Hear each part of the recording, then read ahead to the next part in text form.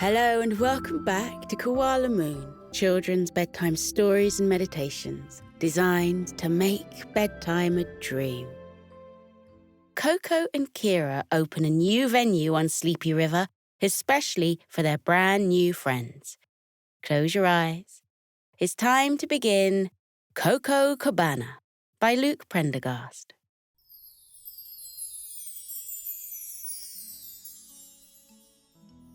Deep in the heart of a faraway forest stood a cozy wooden cabin. Inside the cabin lived a family of koalas. Koko lived with his whole family, his mum and dad, his grandma and grandpa, and his little sister, Kira the panda. Kira hadn't always lived there. She'd arrived over a year ago from somewhere outside of Sleepy Forest when Koko's parents adopted her, and now Kira called Sleepy Forest home. It had taken a while to settle in, but she absolutely loved it there. And she loved her family of koalas too. Neither Koko nor Kira could imagine life without the other. One morning at Sleepy Forest Elementary School, their teacher, Mrs. Merryfeathers, fluttered her big, soft owl wings and said she had an announcement to make. "Listen up, everybody. Settle down now, settle down. I have someone I want to introduce to you all. Today, we have 2 new students joining us. They are joining us in Sleepy Forest from another forest far away, on the other side of the world, the Amazon rainforest. Everybody, this is Paloma and Maya. They're sisters, and they're golden lion monkeys." Straight away, Koko could see why these monkeys were called golden lion monkeys. The student standing next to Mrs. Merryfeathers was very small, and the one next to her was even smaller. They had a little black face and a mass of the most luxuriously golden-coloured hair you could ever imagine. It was as though, Koko thought, someone had flown up to the sky and bottled some of the sun, then used it to paint the monkey's fur. That's how brilliantly golden they shone. "Hola," said Maya, and "Hola," said Paloma, a little shyly. "That's how we say hello in the Amazon rainforest," Paloma explained.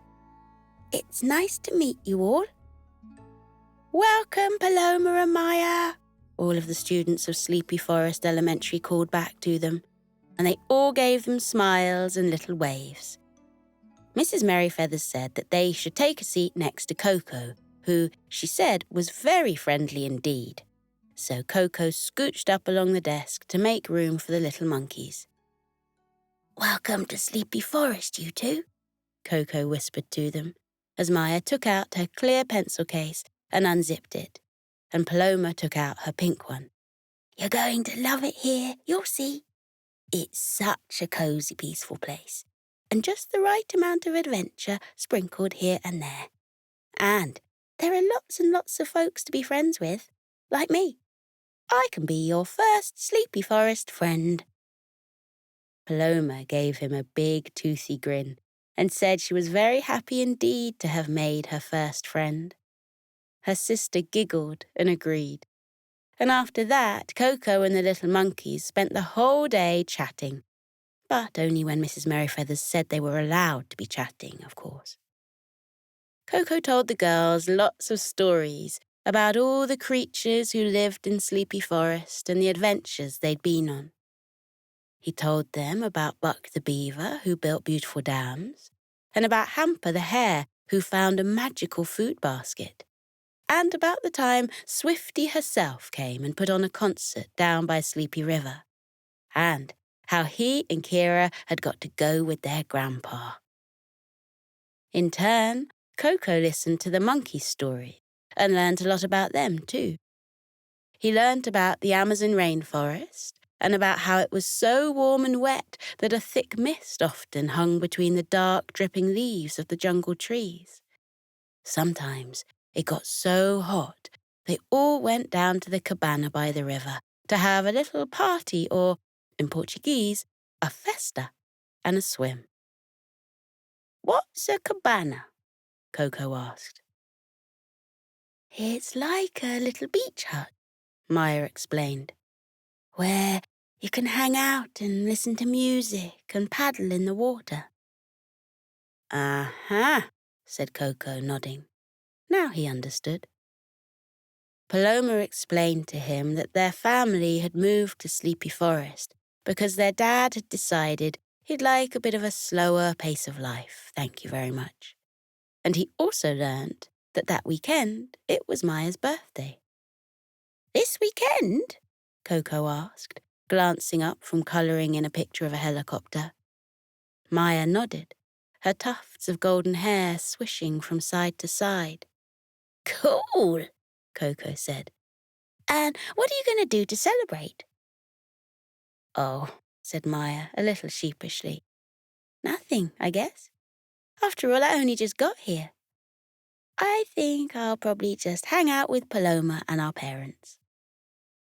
Koko nodded and smiled. "That sounds nice," he said, and turned back to colouring in his helicopter. But later, as he and Kira were walking back home through the broad forest tree trunks after school, Koko turned to her. "Hey, Kira, you know the new kids who arrived today, Paloma and Maya?" "Oh, yes," said Kira. "They seem super cool. I can't wait to make better friends with them." "They are pretty cool," Koko agreed. "One thing I found out today is that it's Maya's birthday this weekend. But because they're new here and don't know anyone, they're just going to spend it at home. But I was thinking that maybe we could throw a surprise celebration so that they feel truly welcomed in Sleepy Forest and Maya gets to celebrate her birthday properly. What do you think?" Kira was nodding so energetically, Koko thought her head might fall off. "Oh, Koko," she cried. "I think that's just the most brilliant idea ever. I remember when I first arrived in Sleepy Forest and didn't know anyone. You and your friends made me feel so welcome." "Well, that's what I'm hoping we can do for Maya and Paloma too," Koko said. "Except," he added, "I don't really know what kind of party to throw." Kira sighed, stroking her fluffy chin thoughtfully and taking a few more steps through the trees. She was trying to cast her mind back to exactly how she'd felt when she first arrived in Sleepy Forest. "I think that when you first arrive somewhere, you're missing the place you came from at the same time as you're excited about being in a new place.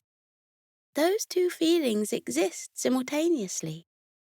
So I think that the best thing you can do is to have a celebration that combines the place they came from with the place they've come to. Something that brings the Amazon to Sleepy Forest kind of thing." "You mean," said Koko, recalling what the girls had told him earlier, "you mean we should throw a Brazilian festa in a cabana down by the river?" Kira's eyebrows shot up with surprise. She was impressed. "Well," she said, "I guess that's exactly what I mean." And so the plan was fixed. They would throw their new friends a festa in a cabana down by the river. But first of all, they needed to find a cabana. They asked around all the residents of the forest, but as it turned out, there wasn't a single cabana around. So instead, they went to Buck the Beaver, who was famous for being able to build anything you could imagine using just a pile of wood and his pair of sharp front teeth. Buck was sitting on his dam on the river, wearing his usual red plaid shirt and fluffy earmuffs. When Buck saw Koko and Kira come a-knocking, he gave them a wave and said, "What can I do for you two today, then?" Koko and Kira explained that they needed a cabana so that they could throw a festa for their new friends, Paloma and Maya. It needed to have 3 sides and a straw roof, and a deck where they could put sun loungers and a table covered in glasses of fresh juice. Did Buck think this was something he could do? "Well, Koko and Kira," said Buck, "there ain't nothing I had trouble making yet. Leave it to me. I'll get your cabana built for you." Happy that the cabana building was in Buck's safe and capable hands, next Koko and Kira turned their attentions towards the question of activities. For a waterside festa, you needed all sorts of fun things to do on the water, like rubber rings and inflatable toys, and a little dinghy for floating up and down. But where were they going to find those? Then Kira had a little brainwave. "I know just where we can go," she said. "Pickle the Frog's Home Sweet Home Hotel. They've got a swimming pool for the guests down there, don't they? I'm sure if they have a swimming pool, they'll have all kinds of toys and paraphernalia for the water." "What a good idea, Kira," Koko exclaimed. "Let's go and visit Pickle and ask." So Koko and Kira made their way through the forest to where Pickle's brand new hotel stood. They went up to the door and knocked, and soon enough heard the croak of Pickle's voice from within. "Come in." In the hotel lobby, it was fresh and cool. Staircases led up to the top floors and down into the caves below the hotel. And right in the middle was Pickles, wearing a smart suit and a bow tie, and standing behind the reception desk. "Oh, hello, Koko. Hello, Kira," he said. "Well, this is a rather delightful surprise.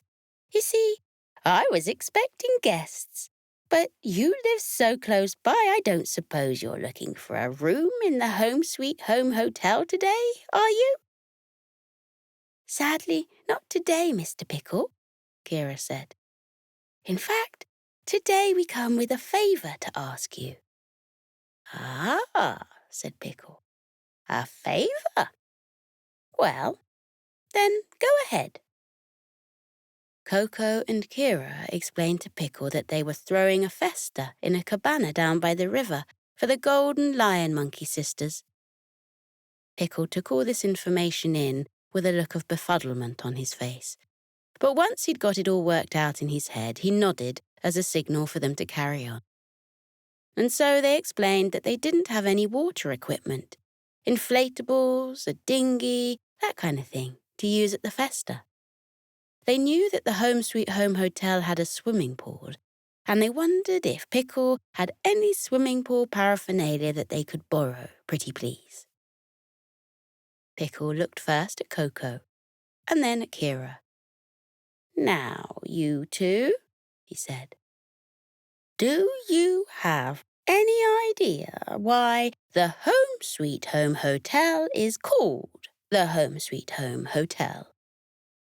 Koko and Kira exchanged a look. They certainly did know why the hotel had the name it had. Pickle told anyone and everyone any chance he got. But they also knew they had to feign ignorance. Nothing gave Pickle more joy than telling this little tale. And Koko and Kira needed him as full of joy as possible. The happier Pickle was, they figured, the more likely he was to let them borrow his swimming pool equipment. "Oh, I think I did know once," said Kira, in the sweetest voice she could possibly muster. "But I seem to have utterly forgotten. Could you please remind us?" "Gladly," said Pickle, and he cleared his throat. "The Home Sweet Home Hotel is called the Home Sweet Home Hotel," he told them, "because it was my greatest dream to provide for any visitors to Sleepy Forest whencesoever they may come. a place of rest and relaxation. It is easy to miss home when you are far away, and here we meet each and every guest's needs in whatever way we can. We want, in the end, the Home Sweet Home Hotel to feel, in fact, like a home away from home. That is why the Home Sweet Home Hotel has its name. And that is also why, he concluded, smiling down at them both, it would be my absolute pleasure to make young Maya and Paloma feel as at home as possible here in Sleepy Forest. So, to the pool. Follow me. Pickle the Frog hopped outside to the swimming pool, with Koko and Kira following closely. He went up to the pool house, threw open the doors, and spread his arms wide. "Will these do?" he asked. Inside were a whole selection of inflatables, a blow-up flamingo, a blow-up unicorn, a whole load of floating noodles, some rubber rings, and a dinghy too. It was absolutely perfect. "Very good," said Pickles, smiling with satisfaction. "I'll make sure to bring all of this down to the cabana at the weekend, in time for the festa. You can depend on me." Koko and Kira thanked Pickle profusely and headed back out into the forest. That, they agreed, was almost everything sorted. They'd organised a cabana, and they'd organised plenty of fun water activities for the festa, too. "Now," said Kira, "the only thing we need to sort out is having plenty of delicious nibbles and drinks so that everyone's tummies are completely satisfied. But," she added, wrinkling her nose, "who can we ask to help us with that?" Koko raised his eyebrows at her. "Well, Kira, just ask yourself the question. Who's the best cook in the whole of Sleepy Forest?" Kira looked at him, then broke into a big smile. "Mama," she said. "Oh, of course I'll make all sorts of delicious treats for your festa," Koko and Kira's mum said when they'd got back to their cosy little cabin in the woods. "I think we need fruit juices with little umbrellas in them, chopped up mangoes, and lemon and lime ice cream cake. Wouldn't you agree? Leave it with me." And so, that evening, Koko and Kira went to bed tired and satisfied. They'd managed to get everything in order for the festa. They'd sent out the word to all of their friends at Sleepy Forest Elementary School. Now, all they had to do was wait for the day to arrive. And when the day did arrive, they were amazed to see it was one of the most beautiful days Sleepy Forest had seen so far that year, with the sun burning brightly in the great expanse of blue sky, and a gentle breeze blowing through the leaves. It was just the kind of day, Koko and Kira agreed, made for a festa in a cabana down by the water. And so they ate their breakfast, put on their favourite party gear, and headed down to Sleepy River with their mum, carrying with them the trays of goodies she'd been preparing. When they got there, they couldn't believe their eyes. Buck was there already with the cabana already set up, an amazing little building that met their specification perfectly. A pretty wooden deck with bright yellow sun loungers on it, and parasols too, with a straw roof on top. And Pickle had been down too, for by the bank of Sleepy River were all the inflatables, and moored to the edge, bobbing on the water, was the dinghy. "Oh," they both cried, hugging Buck the Beaver, "it's perfect." Soon all the other guests arrived in their swimming costumes, Camo the chameleon in his magical trunks that changed colour as much as he did, and Prickles the hedgehog with a costume designed not to get caught on his spikes. Then there was a whispering. Maya and Paloma were arriving, people were saying. "Shh," said Koko. "Let's make it a surprise." And so they waited in silence, listening to the crunching footsteps get closer and closer and closer, until, from around the bend, the two little monkeys appeared. "Surprise!" they cried, and Maya, near enough, jumped right out of her ball of bright golden fur. Paloma, on the other hand, burst out into giggles. "Wow!" Maya said, looking at the cabana and the inflatables. "I had no idea." She looked at Paloma and her parents, who stood either side of them. "Was this your idea?" she asked them. Her mother shook her head. "Oh no, nothing to do with us," she said. "This is all Koko and Kira's doing." Paloma grinned. "I'm as surprised as you," she said. The girls looked over at Koko and Kira and beamed at them. Maya was holding back and grinning a little shyly, but when Paloma gave her a little nudge with her elbow, her shyness disappeared. The two monkeys ran over to Koko and Kira and gave them each a big hug, one by one. "Oh, thank you, Koko," Maya said. "Oh, thank you, Kira. This is the best surprise ever." Paloma agreed, then leant in and whispered in Koko's ear, "Thank you for doing this for my sister." "Well, guys," Koko said, "this is what Sleepy Forest is all about. Having a seriously good time. Happy birthday, Maya."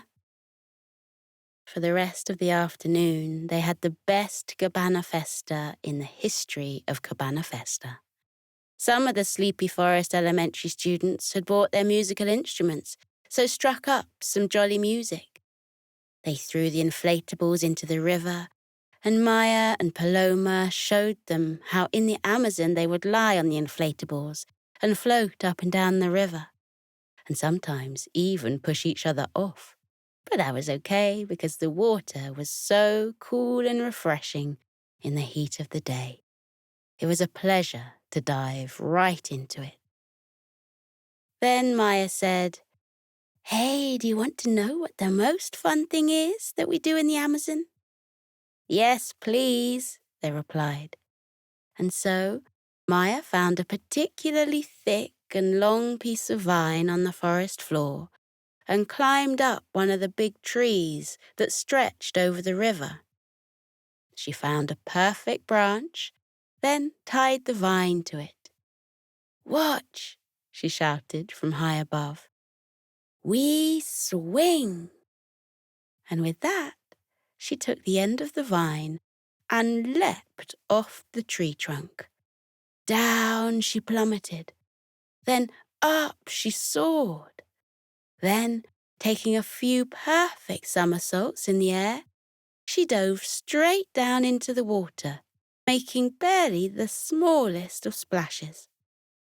Paloma wasn't far behind her, swinging with a whoop and doing a perfect dive into the water. "Oh!" everyone watching cried. Then there was a chorus of, "Oh, me, my turn!" And the Sleepy Forest Elementary School students formed an orderly queue by the tree trunks, and one by one soared and dove into the water on the makeshift swing. When they began to get tired, Koko and Kira's mum had it covered. "Snack time," she called out, and they scurried over to the tables where she had laid out the magnificent feast. They sipped on long glasses of fruit juice with little umbrellas poking out of the tops. They wolfed down big slices of lemon and lime ice cream cake. and they chewed on sweet chunks of mango and pineapple, letting the juice dribble down their chins and licking it back up. Then, once they were full, they paddled the dinghy up and down the river and lay about on the sun loungers, sipping the water straight out of coconuts, which Buck the Beaver bored holes into. The sun was setting now. It sent a deep orange light across the pink sky and down through the trees of Sleepy Forest. The shadows got long, and the creatures playing the musical instrument changed their tunes. No longer was there jolly, uplifting music. Now they played gentle lullaby tunes. One by one, all of the guests began to yawn. What a long and exciting day it had been. But it was time to go home. "Happy birthday, Maya," each of the guests said. "What an awesome party." Everyone agreed that this wouldn't be the last time they had a cabana festa down by the Sleepy River. "Definitely," said Maya. "The cabana isn't for one day only. The cabana is for the whole year round." Paloma added, "And this isn't any old cabana. This is a very special cabana." She looked at Koko and gave him a big smile. "It's the cabana of our best Sleepy Forest friend. It's the Koko Cabana." Soon enough, the girls were falling asleep too, so their parents took them home, back to the tall tree where their treehouse was. Koko, Kira, and their mum packed up the remainder of the food and made their way back through the forest. Darkness was setting in. The birds were singing their evening song. Koko let out a big yawn. Then Kira caught it too, and after a moment, even their mum was yawning. Koko and Kira's mum let out a little giggle. "Wow, that was a very fun day indeed. And rather tiring too, wouldn't you agree?" For a reply, Koko and Kira both just yawned again. "Well, exactly," their mum said, with another little laugh. "Let's get you two home. I'm so terribly proud of you, welcoming those lovely monkeys to Sleepy Forest like that. It really does make my heart swell up with happiness to have two such kind kids as you. So, let's get you home, and I'll make you both a nice cup of hot chocolate, and then we can all go to bed." And so, the three of them made their wandering way through the forest, back to the little cabin in the woods, and to their beds. Now we're floating into a deep and peaceful sleep. Feel how your muscles are relaxing. Your arms are heavy and your legs are too, as they loosen and release any tension remaining from the day. Feel how you let your body fall into the cozy warmth of your bed. Close your eyes. Let your eyelids be heavy. Breathe deeply. Breathe in and out. Breathe in and out as you continue to breathe deeply, and as you keep feeling how your body becomes soft and heavy with sleep, let your mind drift away. That is the wonderful secret about sleep. While your body rests, lying heavily in your bed, your mind is set free, like a bird taking flight from a branch and flying up and up and up into the air. Feel how your mind loosens now, like a balloon that has been untied from a fence, and floats up and up and up like a bird. Up and up and up it floats towards the sky until it reaches up into the clouds. Imagine that you have risen up high above the world and your head has poked up through the clouds.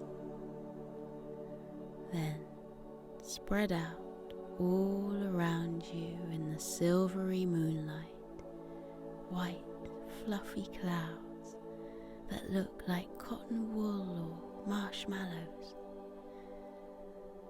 They look so soft and squishy you can lie back on them and roll around in them. Try it now. Lie back in the soft cradle of the clouds. Feel how they swirl and wrap around your body, holding you gently in the world of sleep. Clouds come in all shapes and sizes. Some are big and fluffy, some are slender wisps. Some look like puffy mushrooms, and others look like paintbrush strokes that have been left on the dark sky. Let your body relax. Let your mind relax too. Let your mind float off into sleep. You are peaceful. You are safe. You are being held in the cozy warmth of sleep. With your eyes closed, let your mind drift up, up, up and away. In the world of dreams, you can go anywhere you like. You can float on blue oceans with ripples and tufts of waves.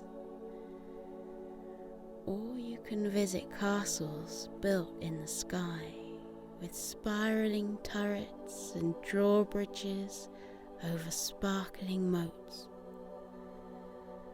Or you can wander into the peaceful woods where the birds are twittering and the trees are dense with dark green leaves. Breathe in and out. Breathe in and out again as you fall more deeply into your cozy sleep.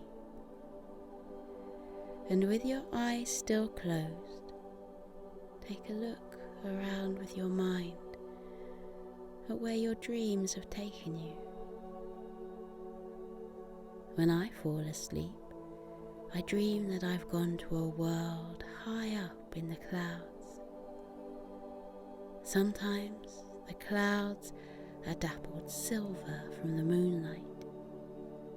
Sometimes they're soft pink and gold, reflecting the light of the twinkling stars. What form do your dreams take? Where does your mind go when you fall asleep? Maybe in your dreams there are flocks of white fluffy sheep huddling together on the green fields. Look at the mother ewe yawn widely before she tucks her little lambs beneath her woolly fleece. Or maybe you dream of a friendly dragon, curled up with his tail wrapped around him, a little trail of clouds puffing out of his nostrils. Look, the cloud dragon is smiling at us and waving. What a friendly dragon he is. Or maybe you dream of cute puppies lying on their backs, their tongues lolling out of their mouths, their eyes closing because they've had such a long day. They look tired, and there's their papa dog, fluffy and white, padding softly over to wish the puppies good night. Up here on the sea of clouds, you can be free. Feel how light you are, weightless, floating, drifting through sleep. Feel everything heavy from the day lift off you and drift away, taken away by currents until they disappear over the bank of clouds. Any worries you have been having, watch them float away. Anything that has been weighing on your mind during the daytime, now you can let them go and watch them drift away. Your worries are not you. You are not your worries. You can let them go. Watch them float away. Now you are light as air. You are as gentle as starlight. You are as soft as the clouds. Up in the sleepy sky, everything is weightless and peaceful. The clouds stretch out like a sea of tranquility. Close your eyes and feel the clouds wrap around you. Feel them bearing your body gently into the land of sleep. Feel your eyes close. Feel them rest heavily as your body relaxes into sleep. Feel your mind lighten. Feel it loosen and drift away, light as a feather, soft as the clouds. Breathe in and out. Breathe in and out. The world of clouds is waiting for you. Let yourself fall into the clouds' soft, warm hug. They are here to protect you. They are here to cushion you. They are here to hold you as you enjoy your deep and peaceful sleep. Sleep well, little one. Sleep well in the land of clouds. Feel how light you are. Feel how weightless, floating, drifting through sleep, light as air, gentle as starlight, soft as clouds. Good night, little one. Sleep